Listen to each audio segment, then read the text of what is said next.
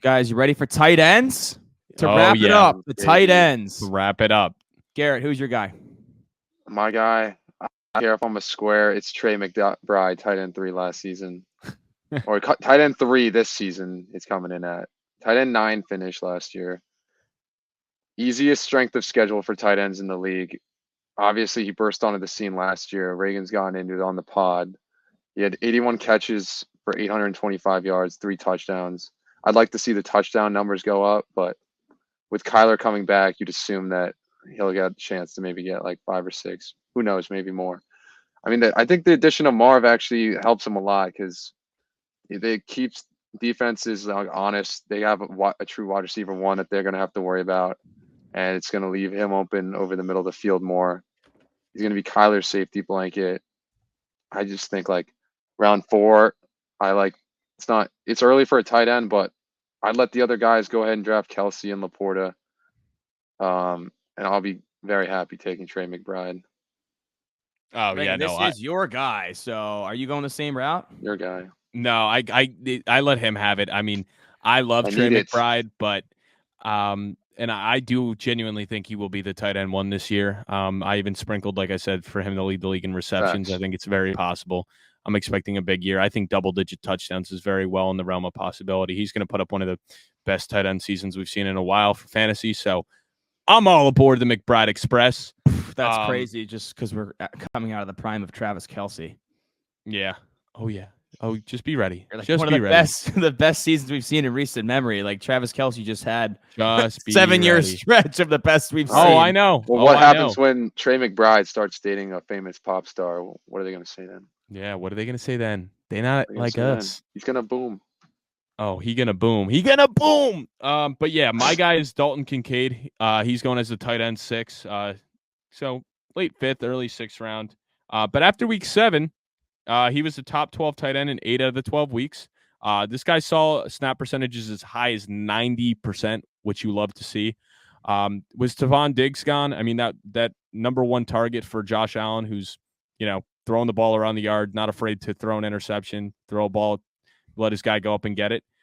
Big role to be filled. So I think Kincaid can be that. And even with Knox there, I mean, Kincaid can play a lot in the slot, so I'm not worried about that for those of you who are like, well, Dawson Knox missed some time.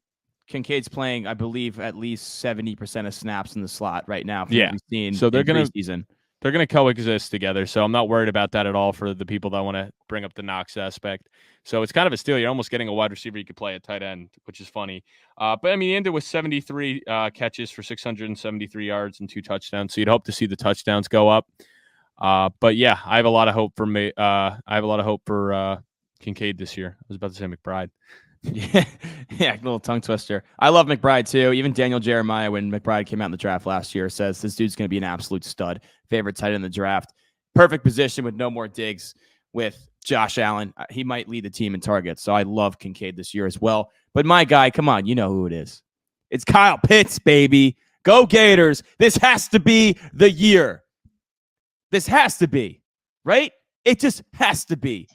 Kirk, if it's not, I'm throwing bust on him, but I know. Kirk Cousins. He's already got the bust. He's trying to lose it. We've already talked earlier, Kirk Cousins being in the picture. And I know I said, do not draft Drake London at wide receiver 14. But at tight end 9, I like the value of Pitts there, right? Even though same concerns with Cousins and his age coming off the Achilles. But TJ Hawkinson was an absolute beast with Kirk Cousins as his quarterback. Kirk fed him the ball. I'd expect Kyle Pitts to get a similar target share in this offense. The offense will be way more explosive and efficient with the talent that they have right now. Touched on it earlier.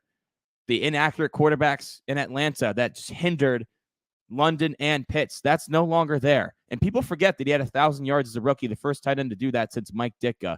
So he's out of quarterback hell. He's out of Arthur Smith hell. There's no more Jonnu Smith here to eat a lot of those targets. This has to be the year of Kyle Pitts. It just has to be. I will give up if it's not this year. I'll give up. Yeah, dude. I mean, if not this year, when? If not this year, when? It has to be. It has to be. Okay. Do not draft, Garrett. My do not draft is Dallas Goedert right now. Tight end 12. So people aren't taking him really high, but I just don't love how many mouths there are to feed right now in this offense. And as we know, the Eagles love to run the ball in the goal line. Like, it hurts all their wide receiver and tight end options because Hurts or Saquon's going to try to punch it in for them. And he finished this tight end 14 last season, and people were kind of about where they are on him now, and he still didn't finish that great. And he only had 3 games last year with double-digit fantasy points. You don't love to see that. He's a guy who's had injuries a lot in the past. And he's not a guy I'm super high on this year in fantasy. That's really about it for me. Yeah, no, I get that because, I mean, he's obviously getting drafted to be one of the starting tight ends, and you really don't know, I mean, where, like, with all the weapons there. I mean, there's guys that are going after him with a little bit of higher upside, so I get that. I'm taking Bowers. He's going as the tight end 11. While I do believe in the talent, I don't believe in drafting rookie tight ends to start him. It's pretty rare. Like the Sam Laporta last year, Outlier. Such an outlier. It's not even funny.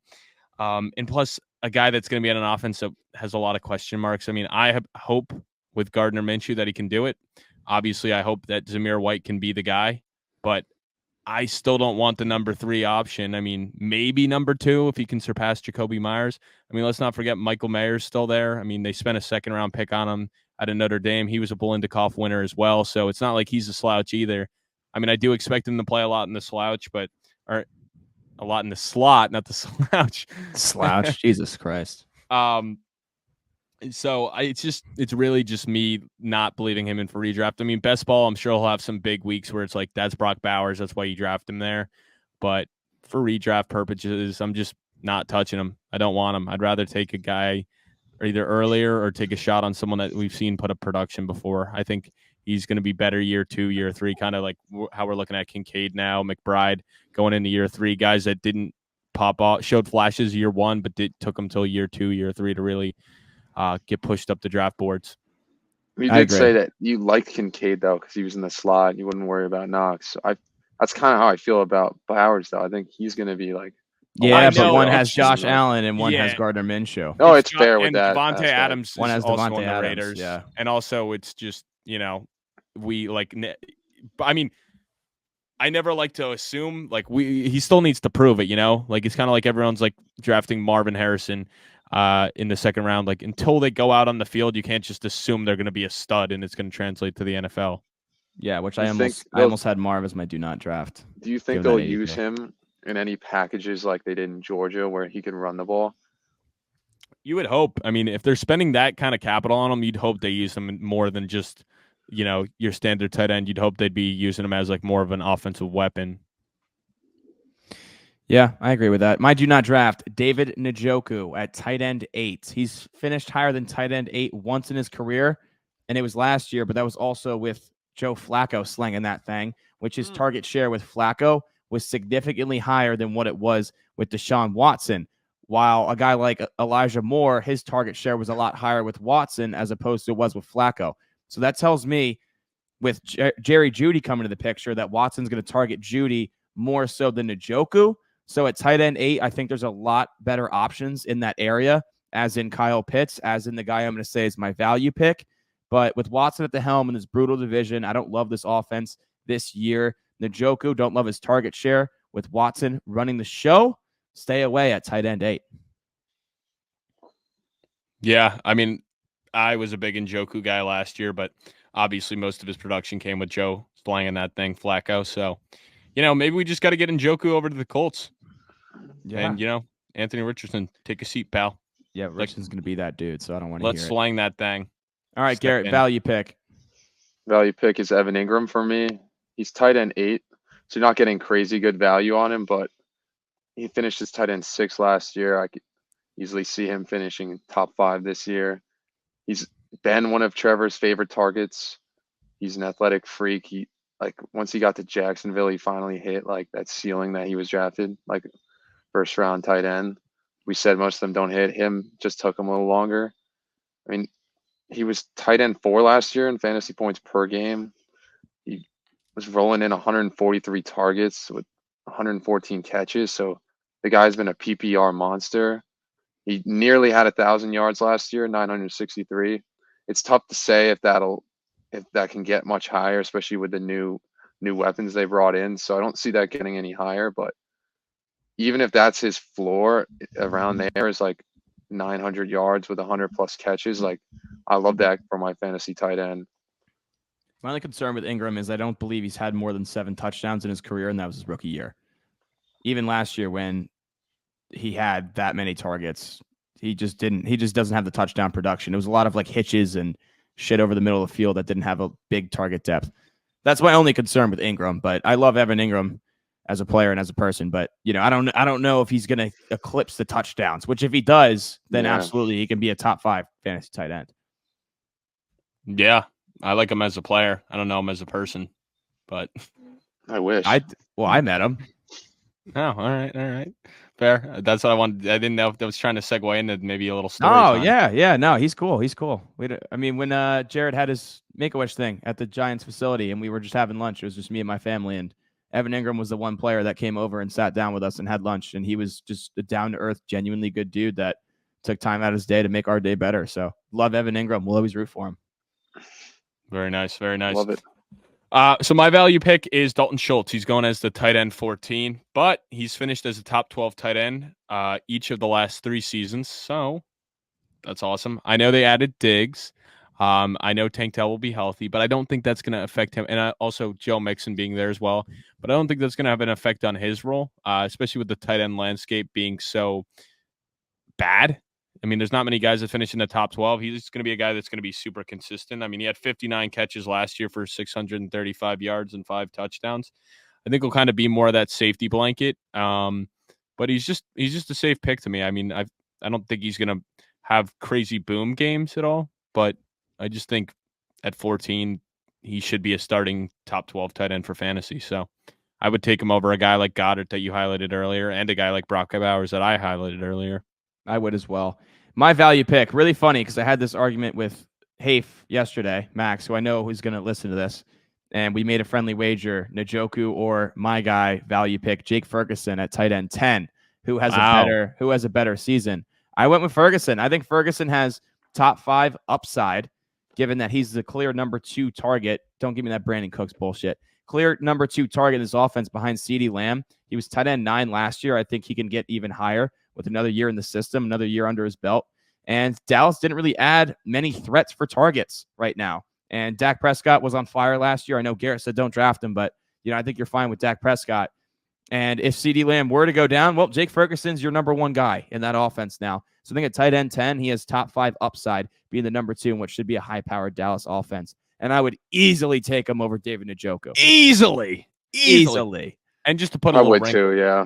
I mean, he is also dating one of the Cavender twins, so I mean that's got to do something, right? Oh, that means shit. I hate to say it, they might win the Super Bowl now. We just saw what happened with Travis Kelce. So he was dating her last year, though. You can't pull that card. Oh, okay. Well, plus, I mean, he plays for Dallas. I think you just have to change teams first to really have a chance. If he changes teams, he's going to win a title. So what? That was you and Max were debating who would have a better season, Njoku or Ferguson. Yeah, and I went Ferguson. He went Njoku. Friendly wager. It's interesting because Njoku's just such an athletic freak versus Ferguson. He is. He's a better athlete for sure. Ferguson is a freak too. Some guy. He is a freak. I've seen him hurdle some guys. His blocking is also insanely elite.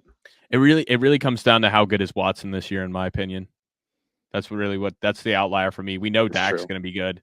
Yeah. But what is Watson going to look like this year? Because if slanging that thing was there, I'd be like, you're crazy, and Njoku's going to clear. I love how we have a couple slang that things, and it's Nick Mullins and Joe Flacco. Boys. Dude, because they ain't afraid to throw the rock. Sleeper, Garrett. Sleeper, Tyler Conklin, tight end 19, the New York Jets, my New York Jets. He had 600 yards Homer last year. pick. It's, I'll live with it. Had 600 yards last year, 60 catches. Horrible quarterback play. No one needs to relive that. Obviously, we know Rodgers going blah, blah, blah, but Rodgers loves to target his tight ends. In 2020, with Rodgers' MVP year, Robert Tonyan had 11 touchdowns. He's always had like a relevant tight end in his offenses throughout his career. I mean, Mike Williams has had injury concerns. There's Malachi Coyle, he's a rookie. Xavier Gibson's second-year undrafted free agent. There's not a lot of proven like other options in this offense, especially if Mike Williams is going to come off to a slow start, because he's coming off a big ACL injury. I think he could be valuable. You could be a guy you have on your bench and spot start here and there, or like if you have an injury, you can feel comfortable having him in. Yeah, no, I mean, as a Jet fan, I definitely like it, and obviously we saw what he did with Robert Tonyan that one year where he came out of nowhere. So, and obviously Conklin's had some success in Minnesota. So at 19, he's definitely a sleeper. My guy is Freiermuth, Pat Freiermuth. I'm taking. He's tight end 15. The Muth. Hopefully, he's getting Luth this year. Oh, I hate that pick. I actually hate that pick so much. The Muth is Luth. What did you say? I'm not high on that. I hope the Muth is getting loose this year. But yeah, the loss of Deontay Johnson without any replacement. I mean, that's kind of the biggest thing. I don't fully believe in Pickens to just become this target machine. So somebody's gonna have to fill that role, and I think it could be the Muth. I think he's going to be a huge. Hold on, the Muth burned a lot of people last year. He only played 12 games and finished as tight end 30. He was good as a rookie. If you let me get to that, instead of having me do these tongue twisters out here, he was the tight end 8 and tight end 13 prior to that. So it's not like we haven't seen him have success. But there's just not a lot of competition there. And they didn't bring in any tight ends. I mean, it's still the Hayward brother and who's that big bastard they got from Georgia a couple years ago? Darnell Washington. Or Darnell Washington, yeah. So, I mean, neither of those guys are, like, fighting to take his job. I mean, Washington's more of a blocking tight end, and Hayward's, like, the backup tight end. His upside's not very high. So, he's going to be the number 2 target for whether it's Russ. And then if it is Justin Fields, that makes me even more excited because we saw what Cole Kmet did last year with Justin Fields. So, yeah, he's a sleeper, man. I'm taking him. I'd take him over most of the guys I already listed. Like between Goddard and Bowers, I'd take him over them. Okay. You take him over Bowers? Yeah. Because we've seen what he could do. I mean, he's been the tight end 8. And also it's just Muth over Bowers. And I expect the Steelers to be a better team. And at least it's like, well, if Russ doesn't work out, they still have Justin Fields. They have 2 one of those lottery picks has to work out, right? I mean, you can't buy 2 scratchers and win nothing on both, right? No, trust me, you can. It happened to me last week. You can. My sleeper, I went with Taysom Hill at tight end 18. He's finished as a top 12 fantasy tight end in 3 of the last 4 years. And like early on in the season last year, he wasn't really being utilized very much, but then they started to use him, especially in the red zone. And their red zone efficiency went through the roof. They scored a lot more touchdowns. He is touchdown dependent. I get it. But with Kamara's decline and Carr not the greatest quarterback, and he struggled in the red zone, bringing in Taysom Hill to run some power football, a little wildcat, it worked out a lot. I think he's a solid tight end too. Yes, you're banking on tight ends, but at this range for tight ends, you really are banking on touchdowns. So for me, I'm going to take the track record of Taysom Hill. He's been there for a while. He's done it. Top 12, 3 of the last 4 years. I think that's worth a shot as your tight end too. Going tight end 18 right now. I knew you'd like that one, Reagan. You love Taysom Hill. Yeah, no, you're a Taysom Hill guy. Yeah, I mean, is still the same coaching staff from last year, so and it worked the second half of last season. So why not start this season implementing a similar approach? Yeah, I mean, he's definitely a guy that's cheeky for best ball as well. Just with that, he might get 2 goal line touchdowns, and at the tight end position, I mean, that may end up being the number 1 tight end that week, just because this guy didn't even get a catch, but he had. Yeah, if he plays quarterback that week. Yeah. No, I mean, cheekily get the. No, I know. But even if he's playing the tight end, like he might get 6 carries for 30 yards and 2 touchdowns, and that's 15 fantasy points right there. And you can always throw a touchdown. And certain weeks, that is the number 1 tight end. That's how scarce the position is. Like we're debating guys that are going to end up averaging 6 points a game right now. I know. I did my sleeper, but very well could have played for best ball sleeper as well. Yeah, Speaking of such a unicorn, sleeper, bro. Get into it, Garrett. The best ball sleeper tonight. Colin says he loves touchdowns from his backup tight end. I got Isaiah Likely. Yes, dude. It's my guy. 18. This guy catches touchdowns. When he was the starter last year at the end of the year when Andrews was out, 5 touchdowns to end the season. That was just in the back half. Won me a title. When this guy gets the opportunity, he's been a monster. He finished top 5 for tight ends in 4 of the final 5 games. When he was obviously should see a lot more formations where he's on the field after what he proved he can do. 100%. And like he proved that like him and Lamar have great chemistry. He's a young guy still. And I'd be pissed if I don't see him in more packages on the field. Like, yes, Mark Andrews is such a beast, but I want to see a lot of 12 personnel with both of them on the field. 100%. Because that wide receiver Andrews doesn't have a lot of proven guys right now. No, they don't. Andrews could miss time too. For best ball, I mean, if you're taking 2 tight ends and you can get this guy late, like, I don't know. I like him. He's got the touchdown value too, which you were saying you love. Yeah, I mean, the I pick. find it hard to believe that he's not more involved this year. I mean, he was too good down the stretch, so they're gonna have to find ways to get them both on the field at the same time. So Got it. I mean, I even think it's possible that they both end as top 12 fantasy tight ends, even with Dude, neither getting if injured. I'm a team that doesn't have a tight end, like I'd be trying to trade for this guy. Yeah, and no, even I mean, in redraft leagues, like if I'm taking Mark Andrews, I'm 100% getting that handcuff. And even in Dynasty, like I have the handcuff right now in my one league, and I love it. Like if Andrews goes down, Lamar's going to feed his tight ends. He always does. and I mean, you don't. Yeah, I mean, even in Dynasty, you should be targeting him anyway. Because I mean, I would say Mark Andrews' better days are getting numbered. I mean, eventually, likely he's going to take over, and if it doesn't happen with the Ravens, somebody will sign him and give him a contract in free agency, and he will shine in his role somewhere. So. But my sleeper, Colin, you're probably gonna like this. Theo Johnson. Yeah, go blue, baby. Come on. He's basically going in the last round right now. He's going late 17th, early 18th.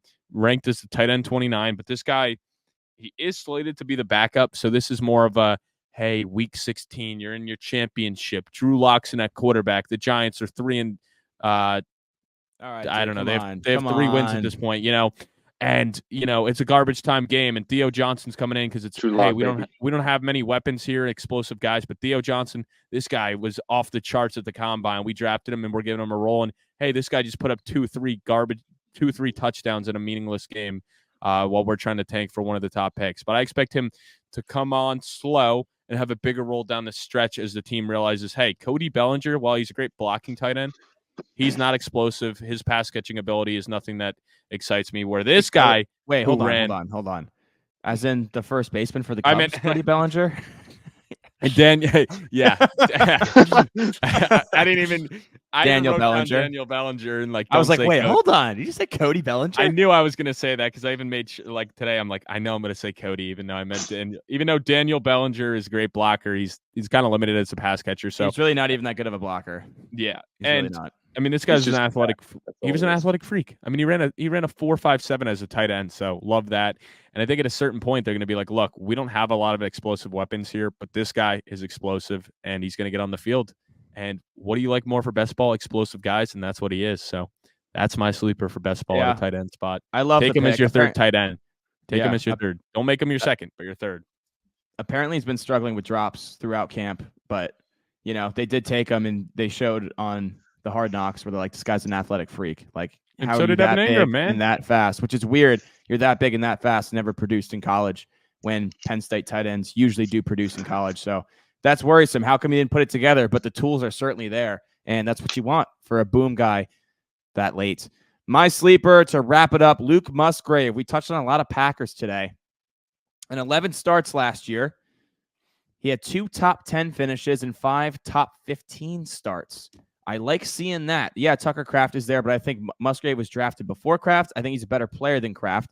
It's a crowded wide receiver room, but with Jordan Love at the helm, it could be anyone's game at any point. So if Luke Musgrave is your third tight end and he's posting a top 10 week, I think that's pretty huge. And, another year in the system, he's healthy now after missing 6 games last year. He's shown that he does have the upside to post tight end 1 weeks. I think Green Bay's only going to get better. It's a really young core. They'll develop together, but I think he'll hit his stride, and he's going to be the number 1 tight end in Green Bay. Luke Musgrave. Out of where, Reagan? Where did Luke Musgrave go to college? Iowa. No, Oregon State, but close. No, not at all. Not at all. But, I mean, and honestly, you could make a case for either tight end because if one of them is to miss time, I mean, you have a locked and loaded top 12 tight end right there with top 5 upside. I mean, they're going to hurt each other's value, but I still think they're both going to be relevant. And if I had to take either, I'd take Musgrave. He's the guy with the capital. He's the For guy who sure. had the first stab at it last year. But I think they'll run a lot of 12 personnel as well. But I want to highlight real quick kickers or defenses. I'm not going to name any names. I just want to put this out there for those of you that maybe are more casual, newer to fantasy. Do not reach in your drafts. Wait till the end. I don't care. I mean, maybe you can make a case for an elite defense if you really think they're going to make the case. But kickers, don't even draft it till your last pick. If you're in leagues that allow you to not even draft a position and then go pick it up at the end, do that. I know I'm in some leagues where you can actually just put nobody in and then just wait, draft a guy in an IR spot, throw him in your IR. Then when that extra bench spot opens, then you go pick up the kicker or the defense. You got to play chess games with your leagues, mate. A lot of people won't even think about that. So it's the little things like that that win you the championship leagues. And I'm just trying to help you guys out with that. But don't be reaching. It's just not worth it. Justin Tucker, the guy who's going to be ranked super high, he's not going to finish much higher than any of the other kickers. Like on average, he may average like half a point, if that more. It's so unpredictable. Yeah, absolutely. Should we all name a defense that we like to draft? Yeah, fair. We could do that real quick. I don't know. What do you like? Jets, Dallas, Baltimore, I like the Steelers, San Francisco. defense. Steelers, yeah, that one's the Steelers sneaky. You can get after like everyone if people take them early. I think their linebacker core is loaded and their secondary got better. Yeah, I mean, usually what I do with defenses, I stream. This is another like chess piece, but be looking like if you have a bigger bench spot, you should be adding the defense you're planning on playing the next week prior to that. So if you're like, oh shit, the Jets. Well, I wouldn't be the Jets, but like what's more like maybe the Bears, more middle of the pack. Oh, the Bears got a middle of the pack team that's going against the backup quarterback, you know, something like that. Yeah, it's like, oh, the Bears got the Broncos next week. I'm gonna go pick them up now 2 weeks in advance, so then I get to start them against Bo Nix, a rookie quarterback. So that's kind of something you just got to do and play some chess moves when it comes to the defenses. And then the kickers, it's just kind of that's always my favorite thing is, oh, Thursday night football game, I got no one to root for. Okay, I'm picking up that kicker. Yeah. So, all right, guys, I think that wraps this up. A long pod tonight, but it's for fantasy football purposes. It was needed. The people needed it. Yeah, Garrett, thanks for joining us, man. Thanks for having me, boys. Thanks. It'll be fun to listen to this back after the season to see how wrong/right we were. I agree. That will Absolutely. Be fun. And hey, we got a draft to hop into now, boys, for another video that's coming. Yeah.